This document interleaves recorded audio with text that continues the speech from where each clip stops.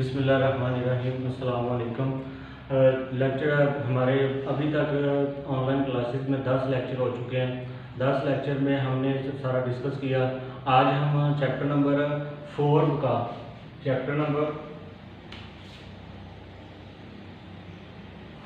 एक टॉपिक है, बहुत important topic, regulation of forces. ये चैप्टर में जो बहुत ही इंपॉर्टेंट टॉपिक है, ये फर्स्ट ईयर का भी एक बहुत इंपॉर्टेंट टॉपिक है। इसी तरीके से बिल्कुल वहाँ भी ये टॉपिक लिखा हुआ है, तो अभी भी आप कर लेंगे तो फर्स्ट ईयर में भी आपके लिए काम आएगा। तो रेगुलेशन ऑफ फोर्सेज होता क्या है? रेगुलेशन ऑफ फोर्सेज को समझने से पहले हम एक टॉपिक को, एक छोटा सा कंसेप्ट है उसको समझते हैं, जिसे क्या कहते हैं, परपेंडिकुलर कंपोनेंट। परपेंडिकुलर कंपोनेंट क्या होता है? परपेंडिकुलर आपको पता है कि परपेंडिकुलर किसको कहते हैं? 90 के जाविये पे ऊपर या मुद्दर कोई चीज़ है सीधी बिल्कुल हो, उसे क्या कहते हैं? परपेंडिकुलर।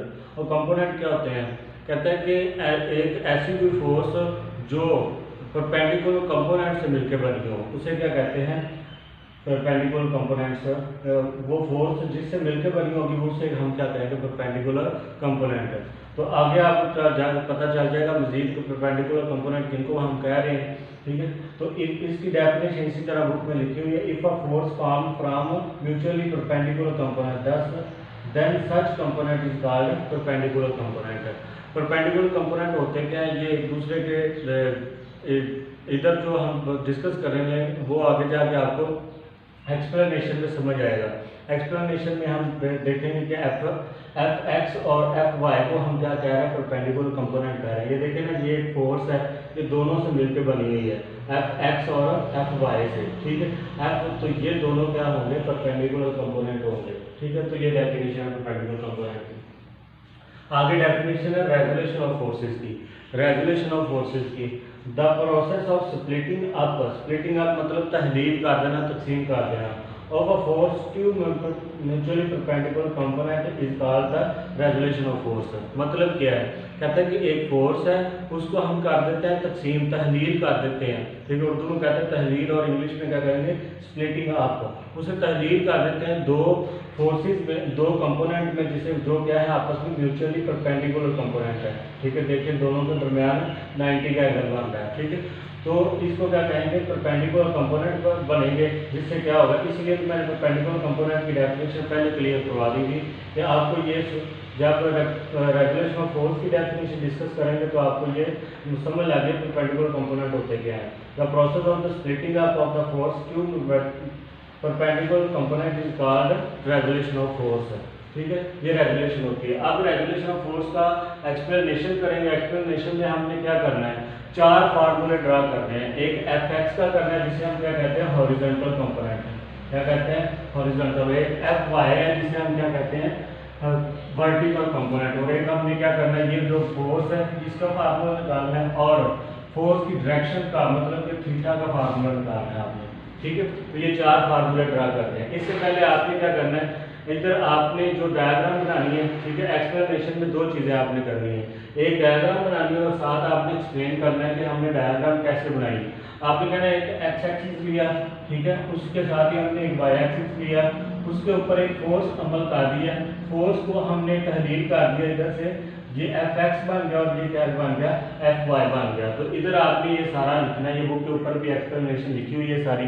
ठीक है, वो कह रहा है कंसीडर अ फोर्स, एक फोर्स लगी, उसको हमने म्यूचुअली परपेंडिकुलर कंपोनेंट में तहलील किया, तो एफ एक्स और एफ वाई बना और एक थीटा बना। तो यही सारी क्या है? एक्सप्लेनेशन है। डायग्राम को किया वो ही आपने डिस्क्राइब करना होता है इधर। ठीक है, तो ये एक्सप्लेनेशन होगी आपकी। उसके बाद हम F X, F Y, F और थीटा का फार्मूला निकालेंगे। इसको निकालने से पहले हम तीन फार्मूले हमने ड्रा करने। 3 फार्मूले आपको पता होना चाहिए, साइन थीटा का, कॉस थीटा का और टैन थीटा का। ठीक है, ये 3 फार्मूले आपको पता होना चाहिए। इनके लिए मैंने क्या किया है कि एक फार्मूला बनाया हुआ है, ऊ और आ। ऊ से क्या है? ऊ में 2 लफ्ज है, आइन और वाव है। आइन में क्या? आइन का मतलब क्या था? अमूद। अमूद इंग्लिश में कहते हैं परपेंडिकुलर। अमूद किसको बोलते हैं? परपेंडिकुलर। ठीक है, इधर मैं शॉर्टकट लिखा। तो वाव क्या है? हाइपोटेन्यूज, वतर जिसको बोलते हैं, वितर। ठीक है, तो हाइपर ये साइन थीटा का फार्मूला क्या बन गया, परपेंडिकुलर और हाइपोटेन्यूज। ठीक है, कुम का कायदा है, कायदा को कहते हैं बेस और वाव को कहते हैं बतर, बतर को क्या कहते हैं हाइपोटेन्यूज। ठीक है, आपका अमूद परपेंडिकुलर है, काफ क्या है कायदा है और बेस आ गई, तो ये फार्मूले से ऐसे आप ड्रा कर सकते हैं। अमूद परपेंडिकुलर, वाओ हाइपोटेन्यूज, काफ बेस, काफ कायदा, कायदा से बेस बन गई, वाओ बतर, बतर से हाइपोटेन्यूज, आइन से अमूद, अमूद को हम परपेंडिकुलर कहते हैं, काफ से कायदा, कायदा को हम इंग्लिश में बेस कहते हैं। ठीक है, तो ये तीन फार्मूले आपको याद होने चाहिए और ये डायग्राम होना चाहिए, फिर आप क्या कर सकते हैं इन तीनों फार्मूलों को ड्रा कर सकते हैं। ठीक है, हॉरिजॉन्टल कंपोनेंट निकालने के लिए हम इन तीनों में से इसको लेंगे cos थीटा को। ठीक है, हम इधर cos थीटा लिख देते हैं। cos थीटा किसके बराबर है, बेस और हाइपोटेन्यूज। ठीक है, उसके बाद अब आपने क्या करना है, cos theta is equal to, अब आपने देखना बेस डायग्राम में क्या है कहाँ है। ठीक है, हम बेस किसको कहते हैं, इसको कहते हैं, इसको आप नाम भी दे लें ओ ए बी। ठीक है, तो बेस किसके बराबर है, ओ बी के, बेस किसके बराबर है, ओ बी के, हाइपोटेन्यूज किसके बराबर है, ओ ए के, cos थीटा। बच्चों ये तो आपको पता होगा ना, इसको हाइपोटेन्यूज कहते हैं, इसको परपेंडिकुलर कहते हैं और इसको बेस कहते हैं। ठीक है, ये याद रखिएगा। ओ बी किसके बराबर है, एफ एक्स के, अब ओ ए किसके बराबर है, एफ के। ठीक है, एफ इधर ले लें, एफ cos थीटा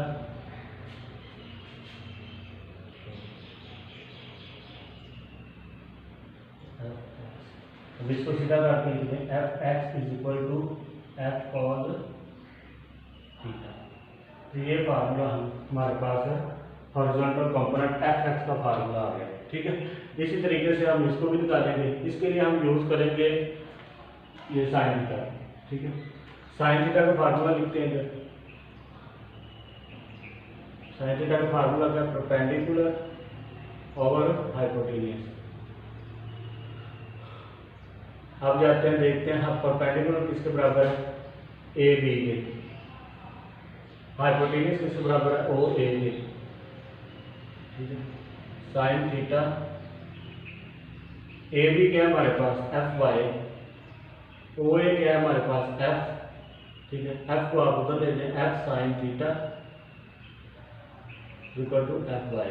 ठीक है, इसको जरा सीधा करके लिख लें, F Y equal to F sine theta. ये फार्मूला आपके पास कौन सा आ गया, वर्टिकल कंपोनेंट का।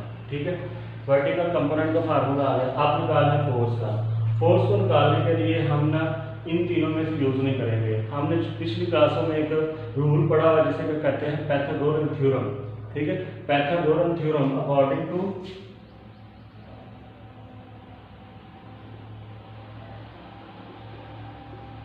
Pythagorean theorem. Pythagorean theorem, Pythagorean theorem क्या कहता है, पाइथागोरन थ्योरम कहता है कि आपके पास अगर हाइपोटेन्यूज है, उसका स्क्वायर बराबर होगा आपके परपेंडिकुलर स्क्वायर के प्लस बेस स्क्वायर। तो ये जो कह रहा है, कौन कह रहा है, पाइथागोरन थ्योरम कहता है कि हाइपोटेन्यूज का स्क्वायर बराबर है परपेंडिकुलर स्क्वायर प्लस बेस का स्क्वायर। हाइपोटेन्यूज किसके बराबर है इधर, ओ ए के, ओ ए का square is equal to perpendicular किसके है, परपेंडिकुलर ये है। ठीक है, एफ वाई का स्क्वायर। ठीक है, अब बेस, बेस क्या है हमारे पास, ओ बी, सॉरी इधर आते हैं, परपेंडिकुलर का ए बी लिखना है। ठीक है, बेस क्या है, ओ बी। अब ओ ए किसके बराबर है, एफ के, ए बी किसके बराबर है, एफ वाई के। ठीक है, और हमारे पास ओ बी किसके बराबर है, एफ एक्स के। इधर हम थोड़ा सा जान लेते हैं, आपने F square is equal to, ये एक्स वाली रकम पहले ले जानी और जो बाद में ले आनी, इसको तरतीब लगाने के लिए ऐसे कर रहे हैं हम। ठीक है, अब आपने क्या करना है, ये एफ निकालना था तो एफ इधर स्क्वायर को खत्म करना है। ठीक है, तो हम दोनों तरफ क्या लेंगे, जजर लेंगे, अंडर रूट लेंगे, ये काट जाएगा, एफ इज इक्वल टू क्या आएगा, F X square plus F Y square, और ये आपको हमारे पास क्या आ गया, फार्मूला आ गया। ठीक, ये आपका फार्मूला आ गया। अब हमने किसका निकालना, थीटा का। ठीक है, थीटा का निकालने के लिए हम किसका यूज करेंगे, टैन थीटा का। इधर लिखना है tan theta is equal to, हमारे पास क्या है, परपेंडिकुलर ओवर बेस। ठीक है, अब आपने क्या करना है, टैन थीटा डायग्राम पर जाना, परपेंडिकुलर देखना किसके बराबर है, ए बी के, बेस किसके बराबर है, ओ बी के। ठीक है, टैन थीटा